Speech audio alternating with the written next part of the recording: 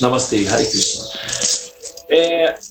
Bom, primeiramente eu gostaria de agradecer a todos por esse momento mágico com o Mahamantra. Gostaria de falar algumas coisinhas bem rápido. Como esse grupo é um grupo de que sempre estão entrando pessoas novas, então eu tenho que repetir isso com uma certa frequência, tá? O processo de entoar o mantra, ele é uma auto-hipnose. É uma auto-hipnose induzida, né? O conceito do mantra, a palavra man significa mente, e tra significa que solta, que libera, que liberta. Então o mantra, ele tem a função neurológica de libertar a mente dos buracos, em que ela entra e não consegue sair. É como se fosse um labirinto. Então o mantra, ele tira a mente do labirinto e ela então se sente aliviada, porque a ansiedade produzida como consequência da existência, da experiência de estar consciente de estar existente, gera um choque de existência. Então isso produz ansiedades, medos, toques, etc. Então o mantra, ele tem a função de nos libertar dessas experiências incompletas que nos fazem sentir ansiedades, sofrimentos e medos, tá?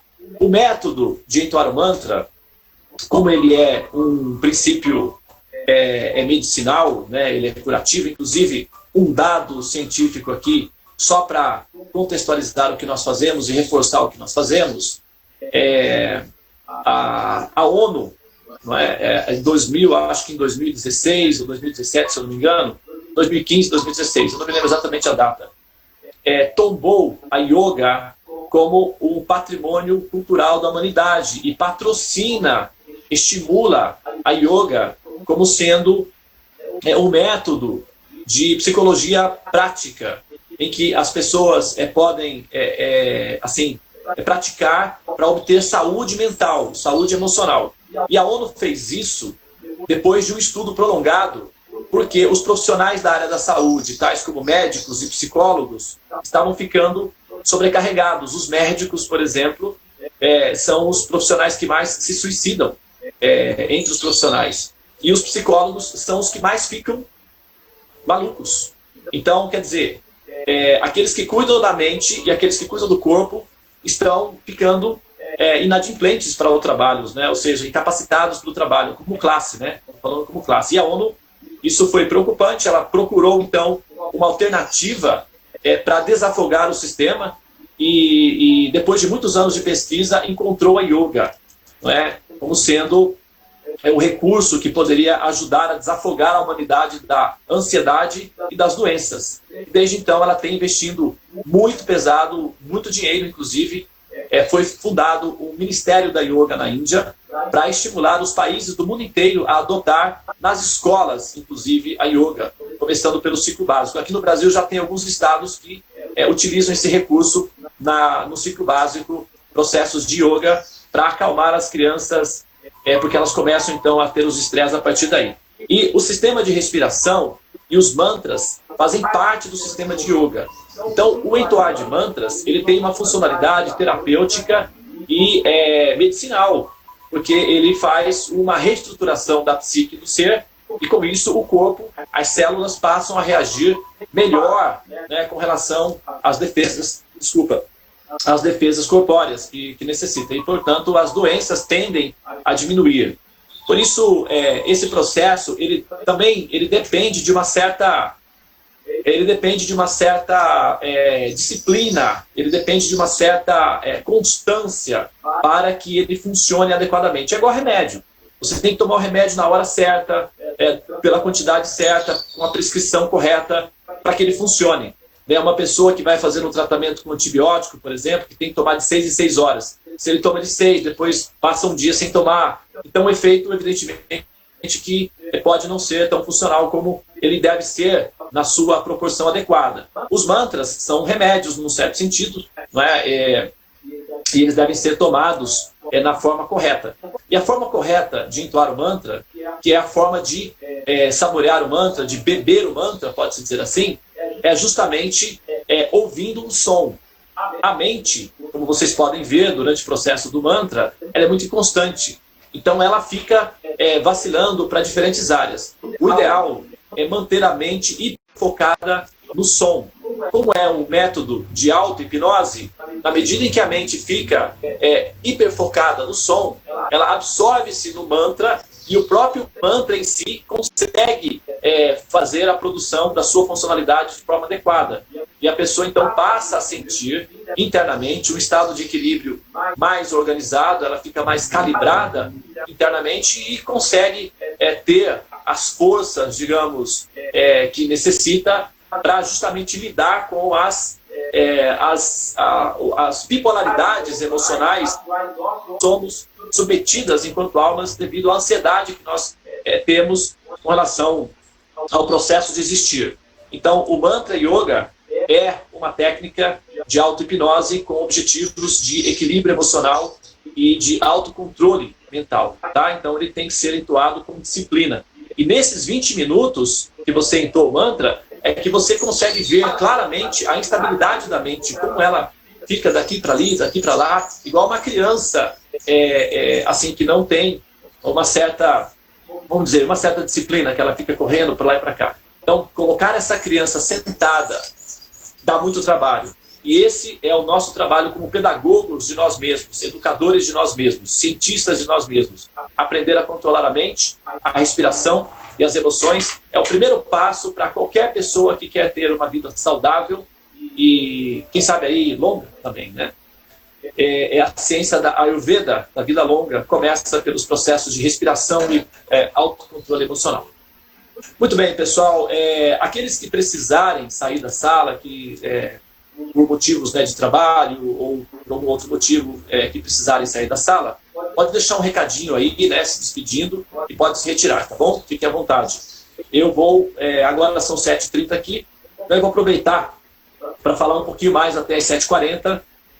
Nós estamos numa discussão, numa pesquisa, num estudo a respeito do Swadhisthana Chakra, mas eu queria aproveitar para fazer uma correlação entre o Swadhisthana Chakra e os processos conhecidos como déjà vu. Não sei se vocês já ouviram falar sobre isso. Acredito que sim, né? Um termo muito conhecido, déjà vu, que significa experiências prévias, né? Antes que elas aconteçam, ou experiências online, né? Em que você percebe a experiência acontecendo enquanto você está vivendo a experiência, né? São chamados déjà vu. Muito bem, e o que isso tem de relação com o Swadhisthana Chakra, que é conhecido como o Chakral, que é o que nós estamos analisando agora, né?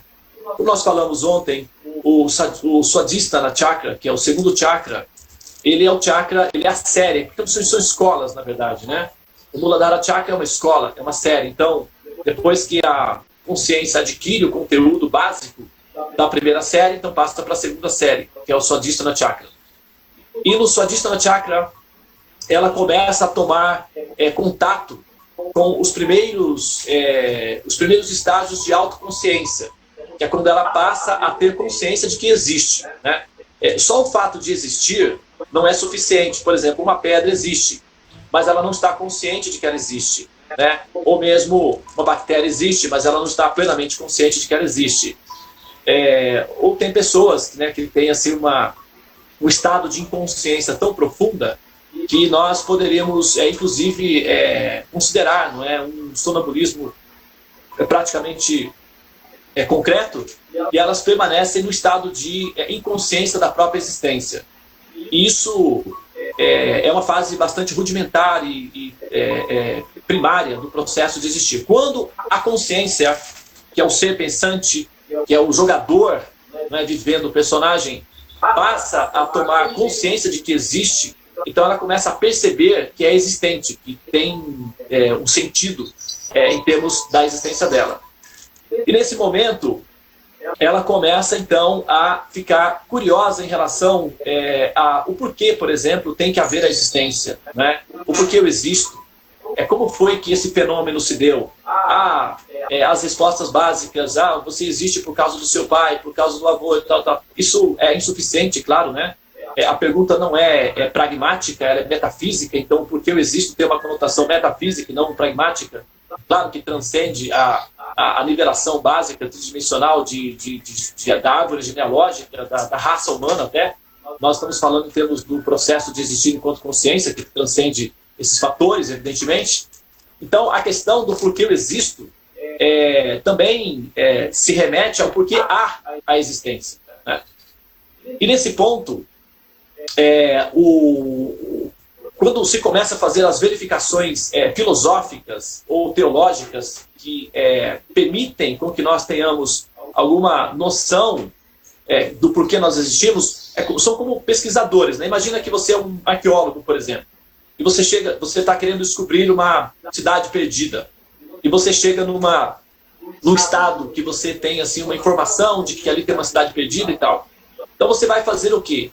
Vai conversar com os habitantes locais, vai conhecer as histórias locais, para conseguir reunir pistas, para conseguir chegar até onde, teoricamente, você quer chegar, que é a tal cidade perdida. Então imagine que você é uma alma perdida, né? De repente você descobre que existe, e o que é isso, onde que eu estou, para onde eu devo ir, de onde eu vim. Então é uma situação mais ou menos de um estado de perdido, né? A pessoa está mais ou menos perdida. E aí ela precisa se encontrar. Então ela começa a fazer as investigações. O que as pessoas já falam sobre o fato de nós existirmos. E é nesse ponto em que elas vão então se deparar com a filosofia, elas vão se deparar com a metafísica e eventualmente elas vão se deparar também com a teologia, que são diferentes métodos que se propõem a explicar o sentido da existência. Correto? E nessas caminhos, ou nessas sendas, que são as diferentes teologias, vai se encontrar diferentes explicações que justificariam o sentido da existência. E nas variações, que existem muitas variações de métodos que se propõem a dar as explicações, algumas delas, não é, que são relacionadas com os Vedas, tratam da realidade, não é, como sendo uma simulação de realidade. Então, enquanto simulação de realidade, as formas humanas, aquilo que nós chamamos de eu, que é o ahamkara, que é a parte em que no Swadhisthana Chakra nós começamos a entender para poder superar esse ahamkara, que é o falso ego, que é a concepção de que nós somos os corpos. Os corpos são formas pré-fabricadas, pode-se dizer assim, são arquivos matemáticos. E esses arquivos matemáticos, já que a realidade é uma simulação, e para aqueles que quiserem compreender melhor isso, vão ter que, enfim, vão ter que se aproximar um pouco mais, vão ter que ouvir um pouco mais sobre os conceitos védicos, tais como o Teorema dos Sonhos, a cosmologia védica, etc. Então eu não vou poder entrar nesses detalhes porque é complexo agora, eu vou apenas dar a resolução final do conceito. Como se trata de uma simulação de realidade, então todos os corpos, na verdade, são códigos matemáticos, aglomerações de princípios matemáticos, que numa velocidade reduzida se apresenta como sendo matéria, aquilo que nós chamamos de mundo material ou entes reais, tecnicamente falando. E os corpos, por serem arquivos matemáticos, eles então têm uma função limitada no espaço, né, porque eles são programados para funcionarem assim. E quando, tecnicamente, vamos dizer, morre, né, o arquivo, que na verdade é a combinação matemática, então volta para a fonte original e fica ali como registro. Quando esse arquivo precisa ser novamente reutilizado, um outro jogador o aceita novamente. Então eles são avatares. O conceito védico para esses arquivos, que são os corpos, é avatar.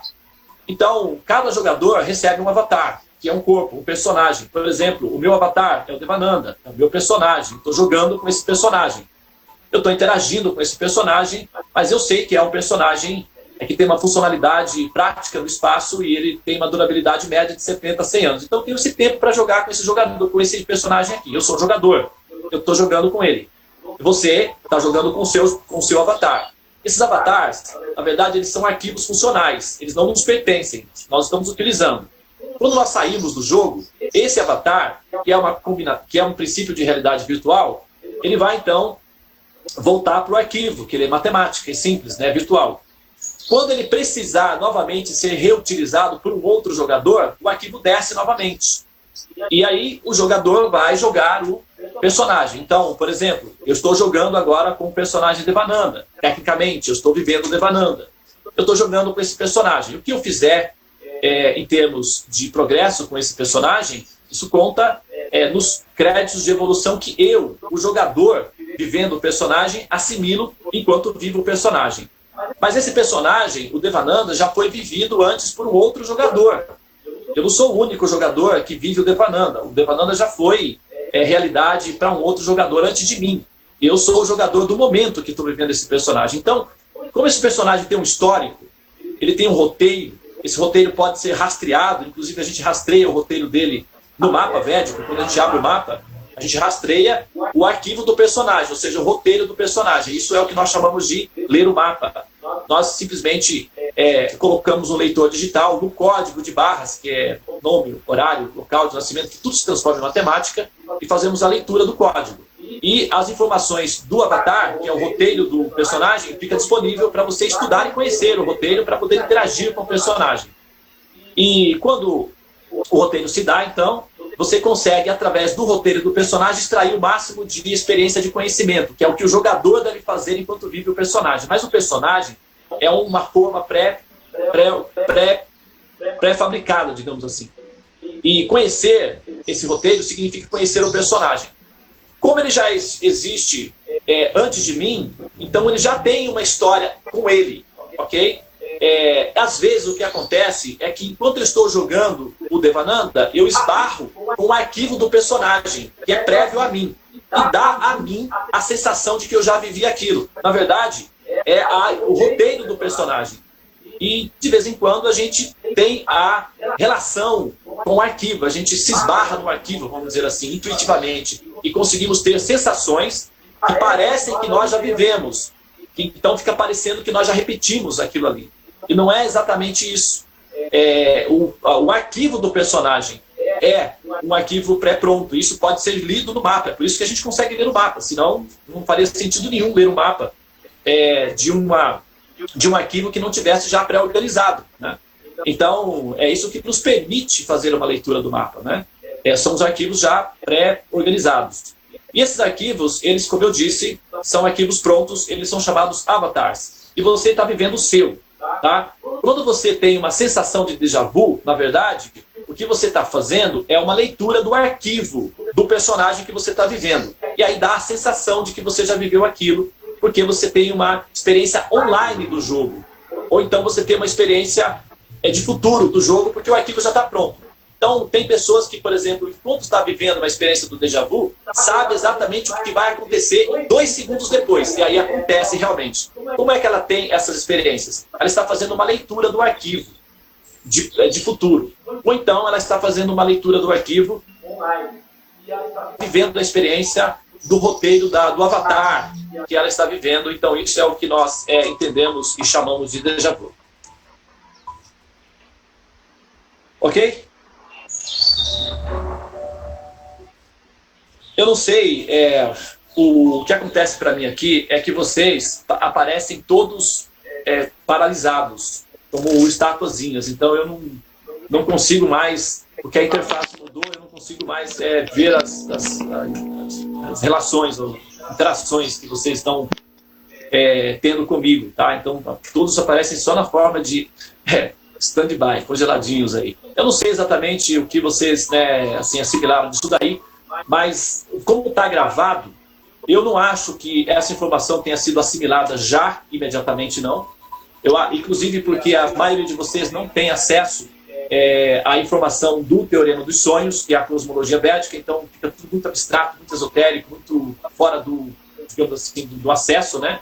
A minha sugestão é que se realmente quiserem investigar esse tema mais a fundo, então tem que chegar mais perto e se acostumar a investigar o Teorema dos Sonhos, que é a cosmologia védica, a partir das explicações védicas. Tá bom, pessoal? Aí vai dar para conseguir entender com mais clareza essa explicação que eu dei aqui. Porém, a princípio, essa seria a explicação mais próxima que eu posso dar de um degrau para o outro, né? Mas para chegar lá realmente tem que baixar o arquivo do Teorema dos Sonhos para entender o que os Vedas falam do que significa a realidade e de como é que esse programa está em andamento e de como é que nós podemos interagir com o programa estando consciente do programa em funcionamento, tá? Isso tudo requer realmente assim uma certa predisposição de despertar, digamos, dentro do programa. Mas como isso tudo é voluntário, então a gente tem que, né, fazer o que pode e estimular as pessoas a se interessarem pelo assunto, mas é meio complicado mesmo, então não são todos que conseguem realmente dar esse passo, porém está aberto para que todos que quiserem dar esse passo, nós estamos nos organizando para receber os investigadores, os buscadores e dar as orientações adequadas para que aprendam a jogar o jogo online, ou seja, despertar. E claro, utilizar a função do jogo, que realmente eliminar o ciclo de samsara, né? Não ter que mais assumir avatares, corpos de carbono que se dissolvem, porque existem outros tipos de corpos que são melhores do que os de carbono. Mas para jogadores do ciclo básico, os corpos, os avatares disponíveis são de carbono. Então, aqueles que querem assumir corpos superiores devem jogar no nível profissional. E para isso é necessário ter consciência do que está acontecendo. E o objetivo é justamente esse, tá? Essa interação é para essa mesmo. E o Swadhisthana Chakra tem a função de estimular o jogador a entender o jogo. Então, a fase em que o jogador, ou a alma, a consciente, está aprendendo na série, que é a série Swadhisthana Chakra, envolve metafísica. E aqueles que não se interessam por metafísica, infelizmente, demoram mais para entender o jogo e acabam continuamente recebendo avatares de carbono. E a situação é sempre a mesma, né? Eles nascem, crescem, geram subprodutos, se decompõem, desaparecem, e o jogador está sempre com medo porque vai desaparecer, então é um estado de ignorância que produz sofrimentos. Para evitar isso, conhecimento é necessário. Não tem como evitar. Para poder, Vananda, eu tenho uma pergunta. A necessidade do corpo, por exemplo, que faz a pessoa sentir tristeza, ódio, amor,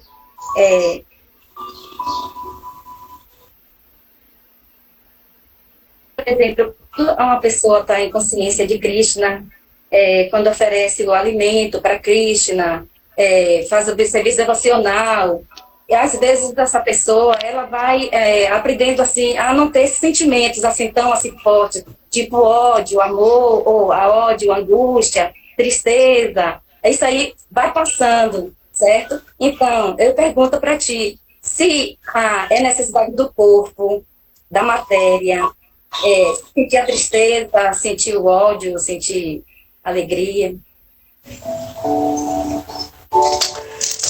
Cortou um pouquinho para mim o áudio. Carona, você entendeu a pergunta completa?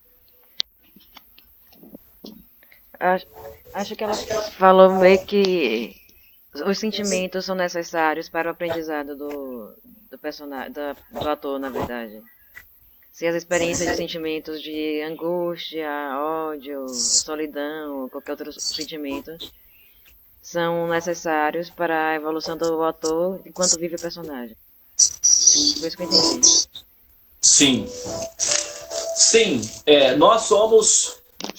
O fato de nós sermos sencientes, ou seja, nós temos a experiência de estarmos sencientes das coisas, sermos sensíveis às coisas, todas as funções são utilizadas para o processo de autorrealização. Então, por exemplo, no caso, como mais ou menos eu entendi, né? O que eu entendi foi isso. Como esse conhecimento é muito sofisticado, não são todos que conseguem alcançar o nível dele, digamos assim. O que acontece com as pessoas que não conseguem chegar até esse ponto? Pelo que eu entendi, eu acho que o que eu consegui rastrear de fundo, mais ou menos a intenção era essa. O que acontece com as pessoas? Então, elas oferecem os alimentos a Krishna, elas praticam a consciência de Krishna, elas se esforçam por serem devotos sinceros de Krishna, mas os sentimentos, ou seja, a calibragem interna se dá mesmo que elas não tenham acesso à informação de como é que está se dando o programa de fundo, né? Então, isso é mais ou menos o que a terapia das religiões fazem. né? A religião é uma terapia de grupo e tem essa funcionalidade. Cuidar dos jogadores de uma maneira que eles possam assimilar o resultado final do jogo, mesmo sem entender como o jogo está se dando, né? Então, a religião tem a funcionalidade de calibrar a pessoa, organizar a pessoa emocionalmente, produzir na pessoa paz, bem-aventurança espiritual, assim, facilidades, em termos de autocontrole e estímulos para ser uma pessoa espiritualizada, uma pessoa com compaixão, com empatia. Então, a religião, ela tem a funcionalidade de estimular o jogador a se tornar em harmonia com o funcionamento, com a finalidade do jogo em si, que é se tornar uma pessoa em condições de ser aceita numa fase superior, ou ser aceita na próxima fase. Essa é a função das religiões realmente, porque não são todas as pessoas, os jogadores, que conseguem tornarem-se conscientes do que está acontecendo. E para isso é necessário a religião, que vai utilizar o recurso emocional, né, para que as pessoas sejam estimuladas a se render a Deus, estimuladas a dedicar-se a Deus, a serem pessoas boas, a serem pessoas honestas, a terem empatia. E pelo estímulo emocional é que as religiões conseguem regulamentar os jogadores, ou seja, induzir o jogador a jogar num nível superior, mesmo que ele não tenha conhecimentos técnicos de como é que o mecanismo está se dando no plano de fundo. Então, funciona assim. Não é necessário que a pessoa tenha 100% de consciência do que está acontecendo. O que acontece é o seguinte, é que os jogadores em crise existencial são jogadores que estão buscando respostas. E para esses jogadores, só a religião não funciona. Tanto é que muitos deles se afastam de religião, não conseguem conviver, porque fica parecendo uma coisa muito ingênua, digamos assim, repleto de mitologias e histórias que para aquelas pessoas que seguem as religiões fazem muito sentido, mas para aquela pessoa que começa a fazer investigações filosóficas e fazer questionamentos e observar e fazer paralelos, deixa de fazer sentido. E essa pessoa que já não tem mais condições de assimilar o processo da evolução através das religiões, eles então ficam meio abstratos, pode-se dizer esotéricos. E nesse ponto é que eles também ficam perdidos, porque assim, o esoterismo não tem explicações objetivas, tem explicações emocionais. O esoterismo basicamente é uma psicologia metafísica e não dá respostas pragmáticas para as questões fundamentais. Então, produz ansiedade também como resultado final. Então, assim, o conhecimento védico é para os jogadores em crise existencial, no sentido de que eles querem, a inteligência deles chegou num nível radical, agressivo, e eles precisam de respostas ponderadas, coerentes para perguntas fundamentais. Então, é nesse ponto que a nossa responsabilidade é de lidar com esse grupo, com pessoas que não conseguem mais se adaptar à religião, num certo sentido, mas que querem entender Deus. E as respostas oferecidas pelos programas das religiões, muitas vezes já não são suficientes, porque elas parecem fugir da noção de coerência e elas se fundamentam muito na parte mais emotiva. E para isso requer-se bastante recursos de metáforas e mitologias, e muitas pessoas não conseguem conviver com esse método e acabam ficando dispersas e continuam perdidas, na verdade, né? Na verdade, esses buscadores estão buscando respostas coerentes para as perguntas fundamentais. E os Vedas são adaptados a esse tipo de jogador, que é assim, um jogador mais agressivo, no sentido de que ele está predisposto a fazer operações mais complexas. Porém, se o jogador não está nesse nível e ele não tem esse nível de crise existencial, de querer entender a mente de Deus, então a religião é funcional, ela vai cantar, vai se divertir, vai ser feliz, e está ótimo, não tem problema nenhum. Ela vai ter progresso, ela vai progredir espiritualmente.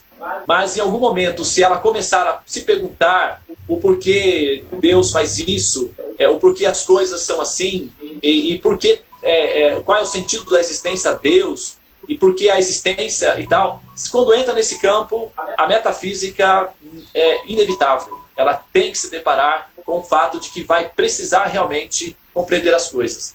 E enquanto ela não compreender, ela então poderá estar em situação de angústia existencial. Os gregos têm uma história interessante que eu acho que pode refletir essa situação aí. A história de um ogro. Os peregrinos iam a um templo chamado Delfos, que era lá uma espécie de oráculo, né? E enquanto os peregrinos iam para Delfos para fazer as suas perguntas, havia um chamado ogro, que é uma espécie de canibal que ficava morando próximo da estrada. E esse canibal, ele tinha uma questão interessante, que ele dizia o seguinte: quando o peregrino estava indo para Delfos, isso é claro, né, uma mitologia, né? Esse ogro pulava na beira da estrada, na frente do peregrino, e dizia o seguinte: o que é? Mate a minha dúvida, devore a minha dúvida, ou eu te devoro. E a pessoa tinha que responder uma pergunta para o ogro, senão a pessoa seria devorada pelo ogro. E o ogro fazia a seguinte pergunta: de manhã tem 4 patas, durante o dia tem 2 e à noite tem 3. Se você me responder, pode passar. Se não me responder, eu vou te passar para a minha barriga. E o peregrino tinha que responder a pergunta, né? Então, quem não sabia responder a pergunta virava o lanche do ogro. Bom, se alguém se interessar depois pela resposta, me procure em particular, senão não vá para Delfos, eu sugiro, tá? Permaneçam aqui no Brasil, sei lá, vai para o Rio de Janeiro fazer uma visita lá para o nosso amigo Guilherme, mas não vá para Delfos, porque senão pode virar o lanche do ogro. Mas, na verdade, a questão aí é o seguinte: as dúvidas existenciais que nós temos acerca do sentido da existência de Deus e acerca do sentido da nossa própria existência, é um ogro que nos devora. Se nós não equacionarmos esse ogro, nós seremos devorados constantemente e seremos obrigados a renascer para novamente ser devorados. Isso é bem assim, cansativo, desgastante, redundante. E, enfim, as dúvidas têm que ser sanadas com o conhecimento apropriado. E o conhecimento apropriado ao qual eu estou assumindo a responsabilidade de representar e assim, me colocar à disposição para representá-lo e para explicá-lo, são os conhecimentos védicos.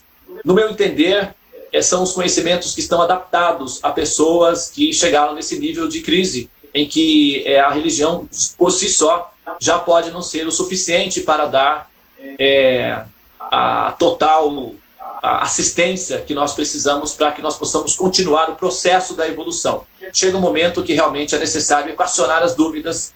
Do contrário, nós ficamos meio cínicos em relação a Deus. Assim, deixamos em stand-by e vamos levando a vida com as energias, com os encantamentos das diferentes potências e tal, mas no fundo, o ogro está preparando o seu banquete e nós seremos devorados pelo ciclo do samsara, e isso vai nos obrigar novamente a renascer no corpo de carbono, e o resultado é sempre o mesmo. O corpo de carbono tem uma durabilidade média de 70 anos, e tudo começa de novo do mesmo jeito. Então, a ideia mesmo realmente finalizar essa equação. Por isso, a minha sugestão vamos estudar os Vedas, né? O Teorema dos Sonhos. Isso vai dar uma chance significativa para nós assim, derrotarmos esse ogro interno que é a dúvida da existência. Mas é isso, tá? Seguindo os processos da religião, nós experimentamos sim paz, felicidade, alegria, conhecimento. Eu próprio, é dito, né, que não se deve ser ingrato com um prato, com uma mão que te alimenta, né? Eu pessoalmente, se não fosse os métodos da religião, certamente eu não teria conseguido chegar à compreensão dos Vedas, do conhecimento védico, né? A gente consegue enxergar longe porque nós estamos repousados nos ombros de gigantes. E a religião é o caminho que nos inspira para a metafísica, evidentemente. Não tem nenhum outro método no planeta que seja tão eficiente quanto os processos de religião para nos impulsionar a pensar metafisicamente o conceito Deus. E, num certo nível, emocionalmente mesmo que nós nos aproximamos de Deus, através das emoções. São as nossas emoções que estão estimuladas. Então nós somos estimulados a sermos pessoas melhores para estar mais próximos de Deus. Isso nunca acaba, né? Inclusive, isso tudo que nós estamos fazendo, estudar os Vedas, dedicarmos às pessoas, etc., tudo isso é em função disso. Nós queremos ser pessoas compassivas, pessoas mais humanas, para que nós nos tornemos mais alinhados com o Supremo, né? Mais alinhados com os sentimentos de Deus e, portanto, possamos conhecer melhor a intimidade da mente do Criador, cujo coração é maternal. Então, nós precisamos maternar. E aqui estamos nós nos maternando. Isso faz parte do processo, que é a parte mais, digamos assim, mais sutil da religião, que já é o princípio de cuidado, de compaixão, compartilhando, né, conhecimento e alimentando o outro com amor por Deus. Então, eu acho que as coisas estão interrelacionadas, mas a predominância nesse nível realmente é a investigação racional de Deus, no sentido da metafísica. Deva, cabe mais uma pergunta? Dá tempo ainda? Bom, eu estou aqui com 7h55, eu posso ficar até as 8. Pode fazer. Tá, vou lançar aí, então você verifica. Só uma questão assim, você de esclarecer, você falou em relação ao roteiro do personagem, né? Uhum. Do segundo chakra aí. Então, pelo que eu entendi, lógico, nós somos carbono, né, um complexo matemático que se dissolve com o tempo. Então, esse complexo matemático, ele vai servir de veículo por uma próxima alma ocupar. Só que esse complexo matemático de carbono, ele vai se manifestar novamente, só que de outra forma, né? Não necessariamente com a mesma aparência, eu quero dizer, com as mesmas características. Isso foi claro. O Prabhudevananda, para responder a pergunta de Ale, tem outra pergunta aqui também, não sei se você está com caderno, para anotar, é bom que até que anote, que é de Carolmila. Ela pergunta o seguinte: existem corpos inferiores aos corpos de carbono? Eu não sei se você consegue responder a Ale e a Carolmila ao mesmo tempo. Então, as duas, né? Existem outros tipos de configurações que produzem corpos com outro tipo de resultado final, né? E eles são realmente mais rudimentares, né, pode-se dizer. O corpo humano, a forma humana, é uma forma intermediária. Não é uma forma superior, não é uma forma inferior. Existem outras formas que são inferiores às formas humanas, sim. Elas são mais deformadas, elas se decompõem mais rápido, elas são mais desconfortáveis. Realmente assim, é uma fase... alguns jogadores são penalizados a assumir essas formas devido ao fato de quebrarem os equipamentos, por exemplo, né? O corpo é o equipamento. Nós estamos jogando. E se ficamos nervosinhos e não gostamos do jogo e quebramos o equipamento, pode ser que sejamos penalizados. E aí podemos adquirir um equipamento inferior, que é um corpo inferior. É possível, sim, existem corpos inferiores. Mas o nosso objetivo é melhorar o jogo e, enfim, assumir formas superiores. Então, tomando ali a pergunta do Ale, dos arquivos, né? O que acontece? Veja bem, o universo, como um todo, ele é como se fosse... O universo inteiro tem um roteiro já pré-organizado. Inclusive, os Vedas explicam que o processo do universo é assim. Vishnu, ele expira, os universos se manifestam. Depois ele inspira, os universos retornam para dentro do corpo de Vishnu. O tempo que isso dá de uma respiração de Vishnu é isso aí, né, que você está vendo aí. É um tempo bem, vamos colocar aí bastante tempo, né, para facilitar. Então, eles chamam disso de eterno, né, de tempo eterno.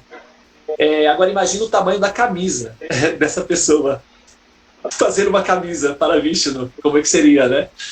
Esquecem, por essa parte. Mas, olha só, o que acontece é o seguinte: os universos, eles são arquivos também, tá? E Vishnu, ele está fazendo esse processo de respirar, e inspirar e respirar constantemente. E os universos, eles são como filmes. Então, eles se desenrolam. Inclusive, a teoria da relatividade geral do professor Einstein prevê isso que eu estou falando. Não é uma coisa muito assim... Para a comunidade científica, não é uma coisa nova, não. Não é assim uma coisa muito absurda, não. Inclusive, a teoria da relatividade geral do Einstein prevê a viagem para o futuro e para o passado. Só não tem um equipamento que permite isso daí, mas assim, a teoria matemática prevê isso daí. Inclusive prevê que o futuro já está em andamento simultaneamente ao presente e ao passado. Tem um documentário, chama-se Além do Cosmos, foi feito pelo Alan Green, e muito bom, e tem uma parte que ele explica isso daí, tá? Então um conceito conhecido da comunidade científica. Então o universo ele é um filme, ele se desenrola, ok? Então quando o filme está se desenrolando, os arquivos estão descendo. Os jogadores vão assumir os arquivos, e os arquivos depois retornam para suas posições. Os próximos jogadores vão viver mais ou menos os mesmos arquivos. Só que o que acontece? Enquanto nós estamos jogando, uma das funcionalidades do arquivo é impedir que nós tenhamos acesso a essas informações de maneira muito clara. Essas informações que a gente tem não é o conjunto total do programa, é uma pequena parte, só para ter uma noção de como é que está funcionando o programa em si. Mas nós somos condicionados a acreditar que nós somos o arquivo, ou seja, que nós somos o personagem. Então, quando eu olho no espelho, eu vou dizer, aí está você, Devananda. Olha só, que coisa mais linda. É isso que eu sou o Devananda.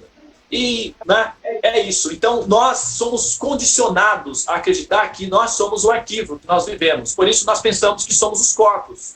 A parte básica do entendimento dos Vedas é entender a diferença entre o jogador e o corpo, que é o avatar. O jogador que não entender essa diferença está jogando meio sonolento ainda. A qualquer momento vem um meteoro e pá, derruba o jogador. Então, para jogar o jogo, tem que estar bem desperto, atento, consciente. Por isso, desperta, levanta, não pare. O caminho é difícil, jogar o jogo é num nível difícil, é um jogo online. Mas, levanta-te, continua, fica desperto, porque o jogo continua. O Raul Seixas não cantou essa música? Não pense que a cabeça aguenta se você parar, não foi isso? Alguém sabe disso? Você sabe disso, né? Não pense que a cabeça aguenta se você parar. Não. O Raul Seixas arranhou o arquivo, só que ele não teve cabeça suficiente para jogar o jogo. E aí, puf, o personagem dele foi dissolvido. Mas ele pelo menos tentou, fez, assim, pela intuição dele. Agora, o que acontece é que os arquivos são formas em produção em série, é muito mais inteligente assim. Qualquer produtor, qualquer industrial que organiza a sua empresa para produzir em série se torna mais competitivo no mercado, não é? Você vai numa fábrica de carro, de automóvel, é feito um carro em 10 minutos, é por série. Isso é inteligente. Então, os homens que são os jogadores, as centelhinhas, possuem essa inteligência funcional. Mas o pobrezinho do Supremo, infelizmente não. Então, a gente vai ter que... Na verdade, não é assim. Isso já está acontecendo. Nós replicamos o processo original. A nossa inteligência vem de Deus, é a fonte original. Por isso que nós fazemos as coisas inteligentemente.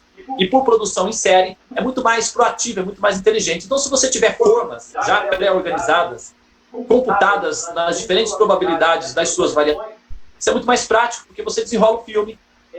O processo é um sistema de educação. O objetivo não é ficar fazendo experiências laboratoriais, é ser o mais rápido possível. Então, se você tem um sistema que funciona de maneira mecânica e rápido, para que do outro lado saia já o produto pronto, é muito mais inteligente. Então, o que o Supremo quer é que a alma evolua, se autorrealize, supere a adicção pelo poder e desenvolva amor. Então, se você tem um sistema rápido para isso funcionar, é muito mais inteligente. Então, os arquivos, eles ficam pré-organizados, entendeu? Ô, Prabhu, a minha pergunta, ela foi exatamente isso aí que você está falando. Mais ou menos é isso aí, certo? Porque eu perguntei exatamente o corpo, a alma, condicionada, certo?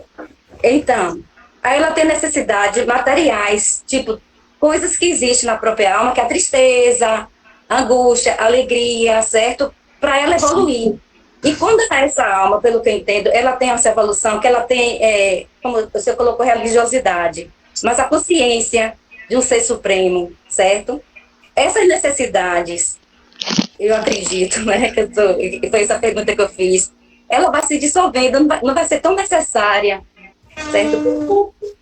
Não é assim.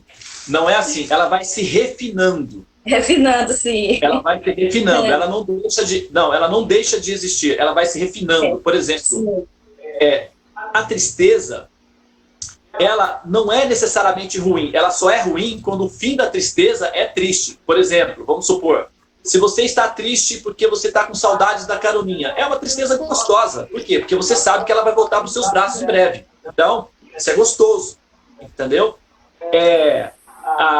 Por exemplo, fome, sentir fome, não é ruim. Só é ruim quando você não tem o que comer. Aí é ruim. Mas se você sente fome, e você chega em casa, você está com fome, e tem uma salada maravilhosa, tem um arroz feito na hora, com feijãozinho da mamãe, cara, fala sério, é gostoso ter fome. Não brinca. Entendeu? Então, essas necessidades que são vivenciadas através dos corpos, não são necessidades alheias à experiência da alma. Porque o prazer é uma experiência da existência. Ananda é uma das nossas características, sentir satisfação, prazer, bem-aventurança, felicidade. Então, as necessidades são refinadas no sentido de que elas ficam mais leves, mais puras e mais amorosas, em conexão com o Supremo. Tudo em conexão com o Supremo não se dissolve. Porque se essas necessidades fossem dissolvidas, então, no final das contas, não haveria necessidade de nem ter corpos, de não haver personalidade nenhuma. E isso é basicamente um conceito do impersonalismo, que dissolve tudo. Por isso que essa intuição de não haver necessidades chega ao fim de você diluir até Deus, de acabar com tudo. Não tem necessidade de nada, então. De nada, absolutamente nada. Fica 000. Igual tem o Lúcio lá em Salvador. 000. Fica tudo zerado. Então, isso é impersonalismo. E para você explicar o impersonalismo do ponto de vista racional é complicado, porque você tem pessoas, né, envolvidas na operação. Os sentimentos são refinados com amor. Então, na transcendência, por exemplo, nos planetas transcendentais, no reino transcendental, se chama reino de Deus, né, porque é uma linguagem meio que medieval, né, por causa dos reinos, mas esse local isso é chamado de Brahman ou Vaikunta, as regiões livres de sofrimentos. Então, essas áreas livres de sofrimentos, as pessoas comem, elas dormem, elas sentem saudades, tudo. Só que elas estão eternamente felizes, porque não há escassez e não há angústias, não há morte, não há dor, não há sofrimento. Mas são pessoas que vivem entre si, se amam e vivem experiências pragmáticas, como o que nós estamos fazendo aqui é um estágio, na verdade. Só que como é um estágio numa fase de carbono, esse estágio não perdura. Mas as experiências são as mesmas, só que numa qualidade digital. Elas ficam mais refinadas. Ok, obrigada. Diego, eu vou reformular minha pergunta outra hora, porque não foi... Acho que eu não consegui expressar a minha dúvida. Mas aí outra hora eu reformulo melhor, tá? Senão vai ficar muito tarde. Escreve a sua pergunta, porque você vê, né? As perguntas em si já ficam difíceis de serem elaboradas, né? Então, uma pergunta bem elaborada facilita para a gente conseguir o ponto certo da resposta mais produtiva possível, tá? Então, vocês realmente têm que, assim, os vídeos, eles estão sendo gravados. A Karuna, acredito que hoje já vai ser liberado já os pacotes dos vídeos, né? Então, você pode sempre ouvir novamente os vídeos, fazer anotações e elaborar as questões. E aí fica até mais produtivo, né? Eu mesma tive dificuldade de elaborar a pergunta. Eu acho que é isso aí. Dá uma oportunidade na próxima. Foi muito bom. Falar desses assuntos é muito prazeroso, porque a gente vai se atualizando. E como eu estou me predispondo a falar sobre os assuntos, então o que acontece com o meu processador? Ele fica se atualizando constantemente, aceleradamente. É como, por exemplo, vamos supor, se você, por exemplo, vai trabalhar num restaurante, vamos supor que eu vou trabalhar na lanchonete do Alessandro, né, para fazer sucos naturais. Aí eu chego lá na lanchonete do Alessandro. Não tem frutas, não tem liquidificador, não tem cadeira para as pessoas sentarem, não tem nada. Como eu vou trabalhar? Não vou poder trabalhar. O Alessandro tem que fornecer para mim os produtos mediante os quais eu poderei trabalhar. Então, como a matéria-prima do meu trabalho são consciências, são almas que estão buscando a evolução, a autorrealização, Então, eu preciso de ter recursos para trabalhar com essa matéria-prima. Como a alma é um princípio divino, sagrado, de Deus, então a minha própria constituição enquanto alma precisa se alimentar das informações para que eu possa, então, prestar o serviço ao Supremo. Então, as suas perguntas atualizam o meu sistema de recepção, o meu processador, ou seja, a minha compreensão se refina, apesar de que eu já tenho, né, uma certa informação prévia, né, é que eu vou, assim, me aventurar, eu já tenho uma certa, antes de me predispor a assumir essa responsabilidade de representar os Vedas, de me colocar em público, porque agora a minha situação é pública, eu me preparei bastante antes de estar aqui, e as perguntas que vocês fazem, acreditem, eu já fiz elas para mim mesmo umas centenas de vezes. Então, assim, não são perguntas necessariamente... Algumas são surpresas interessantes, né? Porque, afinal de contas, como é um grupo, então os downloads são feitos em diferentes áreas. Mas, de um modo geral, o padrão das explicações me permite ter uma certa segurança, né, na hora de lidar com os temas. Ok, pessoal? Bom, eu vou ficar na sala, vocês já sabem, né? É o meu dharma. Fechar a sala e deixar a chave lá naquele lugarzinho que você sabe, né, Dilson? Só vocês sabem onde que eu deixo a chave, né?